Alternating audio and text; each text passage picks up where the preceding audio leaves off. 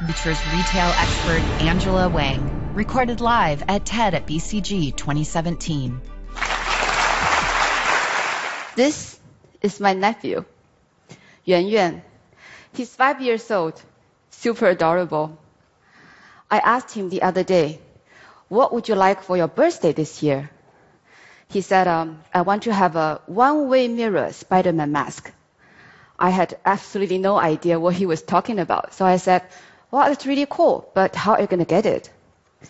He told me, without a blink of his eyes, I'm going to tell my mom and make a wish before I go to bed. My mom will go to shake her mobile phone. The next morning, the delivery uncle will give it to me when I wake up. I was about to tease him, but suddenly I realized he was simply telling me the truth of what shopping looks like for this generation. If you think of it, for a child like Yuan Yuan, shopping is a very different idea compared to what my generation had in mind. Shopping is always done on mobile, and payment is all virtual. A huge shopping revolution is happening in China right now. Shopping behaviors and also technology platforms have evolved differently than elsewhere in the world. For instance, e-commerce in China is soaring. It's been growing at twice the speed of the United States, and a lot of the growth is coming from mobile. Every month, 500 million consumers are buying on mobile phones. And to put that into context, that is the total population of the United States, UK, Germany combined. But it is not just about the scale of the e-commerce. It is the speed of adoption and the aggregation of the ecosystems. It took China less than 5 years to become a country of mobile commerce. And that is largely because of the two technology platforms, Alibaba and Tencent. They own 90% of the e-commerce, pretty much the whole market. 85% of social media, 85% of internet payment. And they also own large volume of digital content, video, online movie, literature, travel information, gaming. When this huge base of mobile shoppers meets with aggregated ecosystems, chemical reactions happen. Today, China is like a huge laboratory generating all sorts of experiments. You should come to China because here you will get a glimpse into the future. One of the trends I have seen concerns the spontaneity of shopping. 5 years ago, in a fashion study, we found that on average, a Chinese consumer will be buying 5 to 8 pairs of shoes. This number tripled to reach about 25 pairs of shoes a year.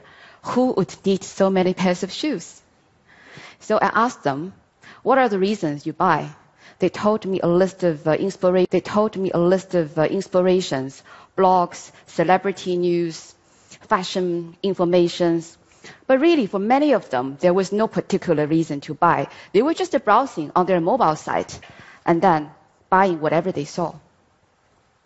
We have observed the same level of spontaneity in everything, from grocery shopping to buying insurance products. But it is not very difficult to understand if you think about it. A lot of the Chinese consumers are still very new in their middle class or upper middle class lifestyle with a strong desire to buy everything new products, new services. And with this integrated ecosystem, it is so easy for them to buy one click after another. However, this new shopping behavior is creating a lot of challenges for those once dominant businesses. The owner of a fashion company told me that he's so frustrated because his customers keeps complaining that his products are not new enough. Well, for a fashion company, really bad comment. And he already increased the number of products in each collection. Doesn't seem to work. So I told him, there's something more important than that. You've got to give your consumer exactly what they want when they still want it. And he can learn something from the online apparel players in China. These companies, they collect real consumer feedback from mobile sites, from social media, And then their designers will translate these information into product ideas and then send them to micro studios for production. These micro studios are really key in this overall ecosystem because they take small orders, 30 garments at a time, and they can also make partially customized pieces.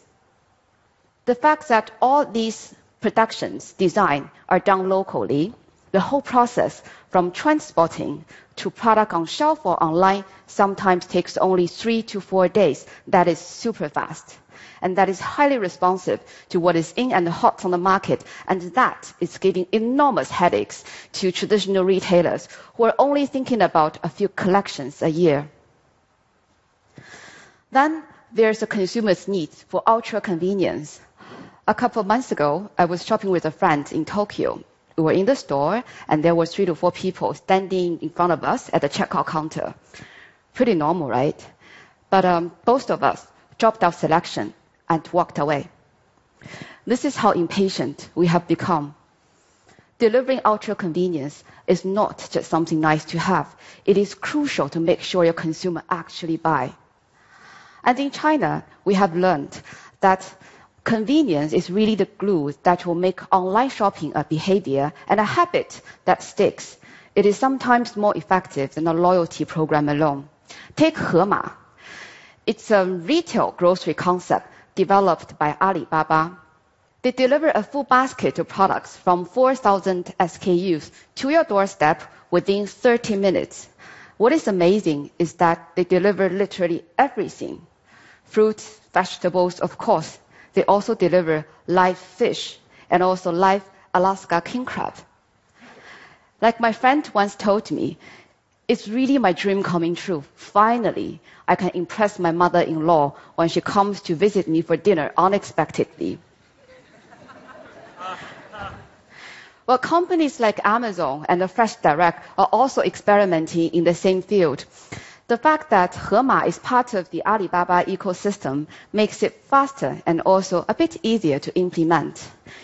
For an online grocery player, it is very difficult, very costly to deliver a full basket quickly. But for Hema, it's got a mobile app, it's got mobile payment, and also it's built 20 physical stores in high-density areas in Shanghai. These stores are built to ensure the freshness of the products. They actually have fish tanks in the store, and also to give locations that will enable high-speed delivery. I know the question you have on your mind. Are they making money? Yes, they are making money. They are breaking even. And what is also amazing is that the sales revenue per store is 3 to 4 times higher than the traditional grocery store, and half of their revenue orders are coming from mobile. This is really a proof that by consumer, if you give them ultra convenience they really want in grocery shopping, they're going to switch their shopping behaviors online like in no time. So ultra convenience and spontaneity, that's not the full story. The other trend I have seen in China is social shopping. If you think of social shopping elsewhere in the world, it is a linear process. You pick up something on Facebook, watched it, and you switch to Amazon or brand.com to complete the shopping journey. Clean and simple. But in China, it is a very different thing. On average, a consumer would spend 1 hour on their mobile phone shopping. That's 3 times higher than the United States. Where does that stickiness come from? What are they actually doing on this tiny little screen? So let me take you on a mobile shopping journey that I usually would be experiencing. 11 p.m. Yes, that's usually when I shop. I was having a chat in WeChat chat room with my friends. One of them took out a pack of snacks and posted the product link in that chat room, paid it, because usually I would just click that link and then land on a product page. Lots of information, very colorful, mind-blowing. Watched it, and then a shop assistant came online and asked me, how can I help you tonight? Of course, I bought that pack of snack. What is more beautiful is I know that the next day, around noontime, that pack of snack will be delivered to my office. I can eat it and share it with my colleagues. And the cost of delivery, maximum $1. Just when I was about to leave that shopping site, another screen popped up.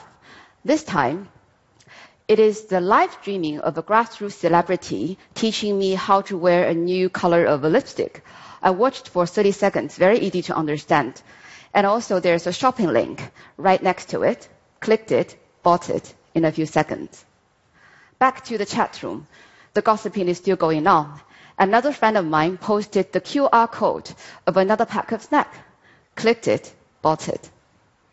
So the whole experience is like you are exploring in an amusement park. It is chaotic, it is fun, and it's even a little bit addictive. This is what's happening when you have this integrated ecosystem. Shopping is embedded in social, and the social is evolving into a multidimensional experiences. The integration of ecosystem reaches a whole new level, so does its dominance in all aspects of our life. And of course, there are huge commercial opportunities behind it.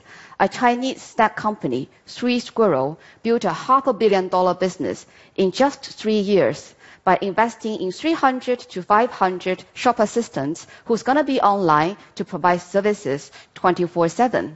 In the social media environment, they're like your neighborhood friends. Even when you're not buying stuff, they'll be happy to just tell you a few jokes and make you happy. In this integrated ecosystem, social media can really redefine the relationship between brand, retailer, and consumer. These are only fragments of the massive changes I have seen in China. In this huge laboratory, a lot of experiments are generated every single day. The ecosystems are reforming: supply chain, distribution, marketing, product innovation, everything.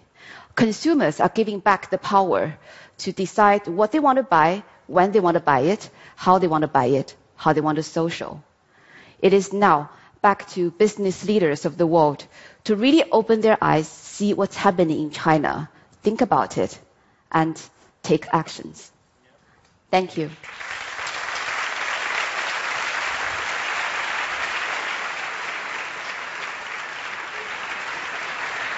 Angela, what you share with us is truly impressive and almost incredible. But I think many in the audience had the same question that I had, which is this kind of impulsive consumption both economically and environmentally sustainable over the longer term? And what is the total price to be paid for such an atomized and ultra-convenient retail experience? Yeah. One thing we have to keep in mind is really we are at the very beginning of a huge transformation. So with this trading up needs of the consumer, together with the evolution of the ecosystem, there are a lot of opportunities and also challenges. So I've seen some early signs that the ecosystems are shifting their focus to pay attention to solve these challenges. For example, paying more considerations to sustainability alongside just about speed, and also quality over quantity. But there are really no simple answers to these questions. That is exactly why I'm here to tell everyone that we need to watch it, study it, and play a part in this evolution. So, thank you very much. Thank you. For more TED Talks, go to TED.com.